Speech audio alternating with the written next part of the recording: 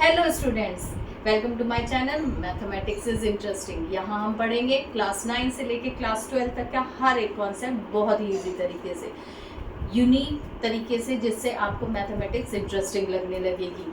चलो फिर करते हैं शुरुआत मैथमेटिक्स मेरे साथ। आज हम पढ़ेंगे मैथमेटिक्स का फर्स्ट चैप्टर क्लास 11 सेट्स।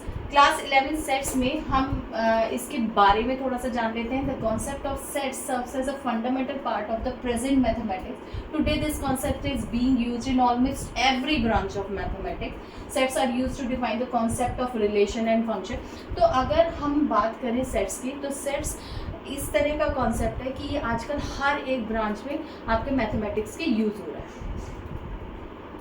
ये आपको रिलेशन एंड फंक्शन आप सोच भी नहीं सकते कि मैथमेटिक्स सेट्स के बिना ये पढ़ी जा सकती है।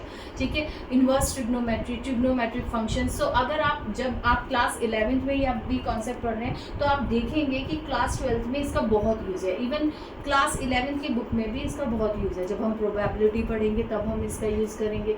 जब हम ट्रिग्नोमेट्रिक फंक्शंस पढ़ेंगे तो हम इसका यूज़ करेंगे। रिलेशन फंक्शन में इसी का यूज़ है।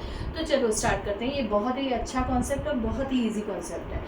तो अगर हम इसकी हिस्ट्री में जाएं, तो इसको सबसे पहले जर्मन मैथमेटिशियन जॉर्ज कॉन्टर ने यूज़ किया था, और उन्होंने ये प्रॉब्लम ऑफ ट्रिग्नोमेट्रिक सीरीज के लिए इसको यूज़ किया था। चलो अब स्टार्ट करते हैं कि हम अगर सेट्स के बारे में होते हैं तो सेट्स होता क्या है। सेट्स जो है वो एक कलेक्शन है, कलेक्शन ऑफ ऑब्जेक्ट। अगर जैसे मेरे पास डिफरेंट टाइप्स की बॉल है, और अगर मेरे को उसको सॉर्ट करना है, अलग अलग करना है, तो मैं क्या करूँगी, बैग्स लूँगी, एक रेड बॉल एक बॉल में। तो ये सॉर्टिंग है, ये कलेक्शन है। तो मैंने यहाँ पे ना, in everyday life we often speak of collection of object of a particular kind, जैसे कि pack of cards, a crowd of people, a cricket team. तो मैथमेटिक्स में भी ना कुछ ऐसे ही कलेक्शंस के हम बात करते हैं, जैसे कि नेचुरल नंबर का कलेक्शन, रियल नंबर्स का कलेक्शन, इंटीजर्स का कलेक्शन। तो ये डिफरेंट तरह के नंबर्स का कलेक्शन है। नंबर सिस्टम आपने पढ़ा ही है क्लास 9। अगर आपको क्लियर नहीं है नंबर सिस्टम, तो आप मेरी क्लास 9 की वीडियो पे जाए, जहाँ पे मैंने नंबर सिस्टम को बहुत अच्छे से क्लियर किया। ठीक है, तो यहाँ पे हमने कुछ एग्जाम्पल्स लिए हैं, जैसे कि odd natural number less than 10। अगर odd natural number less than 10 की बात करी जाए, तो ये सभी के लिए सेम होगा।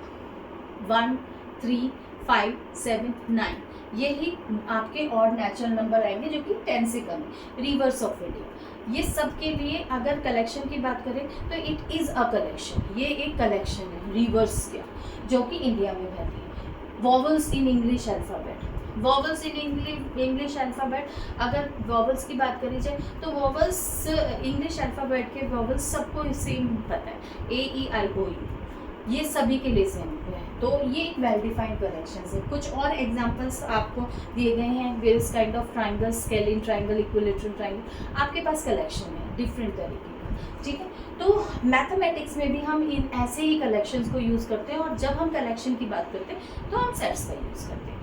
ठीक है, तो अब हमारे कुछ पर्टिकुलरली हम मैथमेटिक्स में जो सेट यूज़ करते हैं, तो सबसे पहला जो मैं बता रही हूँ, set of natural number. Natural number क्या होते हैं? नेचुरल नंबर काउंटिंग नंबर होते हैं। काउंटिंग नंबर जो सबसे पहले आप जब नर्सरी में आए, तो आपको मैथमेटिक्स में कहाँ से काउंटिंग सिखाई गई? 1, 2, 3, जो कि इन्फिनिटी तक आ जाती है। तो अगर हम उन नंबर्स को एक कलेक्शन उसका दे दें, तो वो होता है set of all natural number, और हम इसको किससे दिखाएंगे? N से दिखाएंगे। तो जहाँ पे भी सेट ऑफ नेचुरल नंबर्स आएगा, हम उसको कैपिटल N से डिनोट करेंगे। इंटीजर्स की बात हुई, तो हम Z से इंटीजर्स को दिखाते हैं। इंटीजर्स क्या होते हैं? इंटीजर जहाँ पे हमारे नेगेटिव नंबर्स भी होते हैं और पॉजिटिव नंबर भी होते हैं। तो एक ऐसे रियल नंबर जो कि नेगेटिव भी है और पॉजिटिव भी है ना, ऐसे नंबर को हम क्या कहते हैं? इंटीजर्स कहते हैं, है ना। ओके, तो ऐसे नंबर्स के सेट को हम Z से दिखाते हैं, इंटीजर्स को। रैशनल नंबर, जो रैशनल नंबर क्या होते हैं? रैशनल नंबर वो नंबर जो P/Q की फॉर्म में दिखाई जा सकते हैं, और वो P/Q जहाँ पे P और Q दोनों इंटीजर्स होते हैं, और Q is not equal to 0 होता है। Q is not equal to 0 होता है। ऐसे रैशनल नंबर्स के सेट को हम दिखाते हैं Q से, ठीक है बेटे। अब आता है रियल नंबर्स। रियल नंबर्स के सेट को हम दिखाते हैं R से, okay. Positive integers, positive integers को हम Z प्लस से दिखाएंगे क्योंकि हम इसमें सारे के सारे पॉजिटिव नंबर्स ले रहे हैं, तो हम यहाँ पे प्लस का साइन इसको शो कर रहा है कि ये सारे के सारे प्लस पॉजिटिव नंबर्स हैं, ओके। पॉजिटिव रैशनल नंबर की बात करी जाए तो Q प्लस हो जाएगा, नेगेटिव रैशनल नंबर की बात करी जाए तो Q माइनस हो जाएगा, और पॉजिटिव रियल नंबर की बात की जाए तो R प्लस हो जाएगा।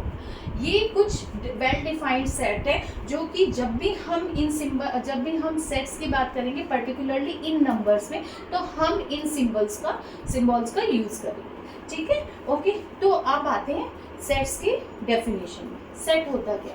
A set is a well defined collection of object. Definition में ही बहुत सारी चीज़ें छुपी है। Set of well defined collection of object. Well defined collection का मतलब क्या है? वेल डिफाइंड कलेक्शन का मतलब है कि ये कलेक्शन किसी के ओपिनियन पे चेंज नहीं हो सकता। जैसे कि अगर मैं आपसे बात करूं कि आपका फेवरेट क्रिकेटर कौन है, क्रिकेटर की बात करते हैं, तो आपके लिए आपका क्रिकेटर विराट भी हो सकता है, आपका धोनी भी हो सकता है, कोई भी हो सकता है। तो अभी क्या है, वेरिएशन आ रहे हैं। अब मैं किसी और से पूछूं उसका ओपिनियन, तो उसके लिए कोई और हो सकता है ना, मेरे लिए कोई और हो सकता है ना। तो अभी क्या है, वेरिएशन आ रही है ना। तो अगर मैं फेवरेटिज्म या ओपिनियन की बात करती हूँ तो वो सेट नहीं बनाती। सेट तभी बनता है जब वेल डिफाइंड होता है। जैसे कि अगर मैं बात करूं कि राइटर्स ऑफ इंडिया, ठीक है, राइटर्स ऑफ इंडिया में आपके लिए भी आप सारे राइटर्स का नाम लोगे, मैं भी सारे राइटर्स का नाम लूंगी, बट अगर मैं इसी में थोड़ा सा वेरिएशन कर देती हूँ और मैं कहती हूँ top 10 writer of India, now ये कलेक्शन नहीं होगा। ये कलेक्शन तो हो सकता है बट डिपेंड करता है पर्सन टू पर्सन पे, हर एक की चॉइस पे। तो वो आपका क्या है, वो सेट्स नहीं, ठीक है। टॉप 10 मेरे लिए अलग हो सकते हैं, आपके लिए अलग हो सकते हैं, सबके लिए अलग हो सकते हैं, तो ये नहीं होगा, ओके। अब हम कुछ पॉइंट्स पे आते हैं जो कि हमारे सेट्स में इम्पॉर्टेंट है। तो सबसे पहला पॉइंट ये है कि जो भी हम सेट्स में, जैसे अगर मैंने अभी कहा कि मेरे को नंबर लेस देन 10 का एक कलेक्शन बनाना है, ठीक है, less than prime numbers less than 10, prime number less than 10, तो मैं क्या करूँगी, मैं प्राइम नंबर लेस देन 10 को लिखूंगी। मेरा सबसे पहला प्राइम नंबर आएगा 2, 3, उसके बाद 5, उसके बाद 7, ठीक है, ये मेरे प्राइम नंबर्स होंगे। These are the prime number. तो अगर मैं प्राइम नंबर्स को लिख रही हूँ तो मैंने क्या किया, मैंने इनके बीच में सारे प्राइम नंबर लिखे, पर इनके बीच में मैंने क्या लगा दिया, कॉमा लगा दिया, ठीक है। तो इसका मतलब ये जो आपके प्राइम नंबर्स दिख रहे हैं, ये क्या है, ये आपका एलिमेंट्स कह सकते हैं हम इनको हम ऑब्जेक्ट कह सकते हैं, या फिर हम इनको मेंबर्स कह सकते हैं, ठीक है। अब ये तो मैंने बता दिया आपको कि भाई ये जो है ये एलिमेंट्स है, मेंबर्स है, पर इस सेट का नाम क्या दें, इसका कोई नाम भी तो होना चाहिए। तो अगर हम नाम पे आते हैं तो हम उन नाम को किससे दिखाते हैं, हम उन नाम को कैपिटल लेटर से दिखाते हैं। तो सेकंड पॉइंट हमारे को यही बता रहा है कि sets are usually denote by capital letter A B C, कुछ भी ले सकते हैं आप, X Y Z कुछ भी ले सकते हैं, पर कैपिटल होना चाहिए, क्योंकि एलिमेंट्स को हम किससे दिखाते हैं, हम स्मॉल लेटर्स से दिखाते हैं। तो हमारा थर्ड पॉइंट फिर से वही आ जाता है कि जो एलिमेंट्स या मेंबर्स या फिर आपके ऑब्जेक्ट्स हैं उनको हम स्मॉल लेटर से दिखाते हैं, A B C कुछ भी ले सकते हैं आप, बट स्मॉल लेटर्स, ठीक है। तो अब आपका आता है कि अगर मैं बात करूं, अगर मैं किस एक सेट की बात करूं और वो सेट मेरा है वॉवल्स का, तो वॉवल्स के सेट को मैं एक सेट्स बना रही हूँ आपके सामने। ये वो सेट है मेरा a set of vowels A E I O U, ठीक है। तो अगर मैं इस सेट की बात करती हूँ तो सेट के इन मेंबर्स की बात कर रही हूँ। तो अगर मेरे को किसी को बताना है कि भाई ए इसका मेंबर है या नहीं है, या ए इसका एलिमेंट है या नहीं है, मोस्टली हम एलिमेंट से इसको बात करते हैं। तो अगर ए इसका एलिमेंट है तो हम लिखेंगे ए बिलोंग्स टू ए, या बी इसका एलिमेंट है, नहीं है, तो B does not belongs to A. ये हम इसको इससे दिखा देंगे। ये जो आपका आप सिंबल देख रहे हैं, this symbol is known as epsilon, ठीक है। और यहाँ पे ये यूज होता है बिलोंग्स टू, ठीक है। जहाँ पे ये कट लग जाएगा इसका मतलब does not belongs to, B does not belongs to this set. सब क्लियर है, ठीक है। उसके बाद आपका ये तरीका है रिप्रेजेंट करने का एलिमेंट्स को, एलिमेंट्स कैसे रिप्रेजेंट हो रहे हैं, कैसे हम उनको दिखा रहे हैं। अब बेटे इसके दो मेथड होते हैं रिप्रेजेंट करने के। अभी तो मैंने जो मेथड बताया उसमें मैंने सारे एलिमेंट्स दिखे। अब दूसरे में आप दो मेथड्स हम बात करेंगे। इनमें सबसे पहला जो मेथड आता है वो आता है रास्टर फॉर्म और टेब्यूलर फॉर्म। टेब्यूलर का मतलब क्या, टेबल, ठीक है, ओके। रोस्ट तो और दूसरा मेथड आता है सेट बिल्डर। तो चलो चलते हैं रोस्टर फॉर्म। तो अगर हम डेफिनेशन की बात करें तो roster form is all the elements of a set are listed, the elements are being separated by commas and are enclosed within braces. For example, हाँ जी, जब हम रोस्टर फॉर्म की बात करते हैं बेटे, तो हम जितने भी एलिमेंट्स या मेंबर्स होते हैं हमें उनको लिखना ही पड़ता है। और उनके लिखने में हमें बीच में क्या लगाएंगे, हम कोमा लगाएंगे, ठीक है। जैसे कि अभी हमने एक सेट लिया था, कौन सा सेट, आपके इंग्लिश अल्फ़ाबेट वोवेल्स का सेट, ठीक है। इसमें देखो ए के ई और आई ओ यू के बीच में कॉमा लगा हुआ है। एक चीज़ और मैं आपको क्लियर करती हूँ, यहाँ पे सीक्वेंस मैटर नहीं करता। आप ई को पहले लिख सकते हैं, आई को पहले लिख सकते हैं, यू को पहले लिख सकते हैं, यहाँ पे सीक्वेंस मैटर नहीं करता है, ठीक है। तो ये जब हम सारे एलिमेंट्स लिखते हैं और उनको कोमा से सेपरेट करते हैं तो ऐसी फॉर्म को हम बोलते हैं रोस्टर फॉर्म, ठीक है, क्योंकि हम उसमें सारे के सारे एलिमेंट्स को दिखा रहे हैं, ठीक है। अब क्लियर है।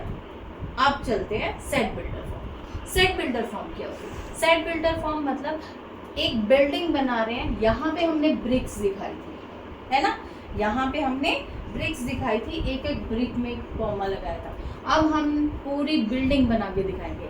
तो सेट बिल्डर फॉर्म वही फॉर्म होती है जिसमें हमको सारे एलिमेंट्स लिखने की ज़रूरत नहीं होती, हम एक आर्बिट्री एलिमेंट से उसको शो करते हैं, ठीक है। अब कैसे शो करते हैं, यही सेट हम देखो, अगर मेरे को अगर यही सेट बिल्डर फॉर्म में दिखना है तो पहले हम सेट बिल्डर फॉर्म की डेफिनेशन पे आ जाते हैं। All the elements of a set possess a single common property. ऐसे सेट जहाँ पे एक सिंगल प्रॉपर्टी काम करती है हर एक एलिमेंट के बीच में, which is not possessed by any element outside the set, जो कि सेट के बाहर के किसी एलिमेंट में वो वर्क नहीं करती है।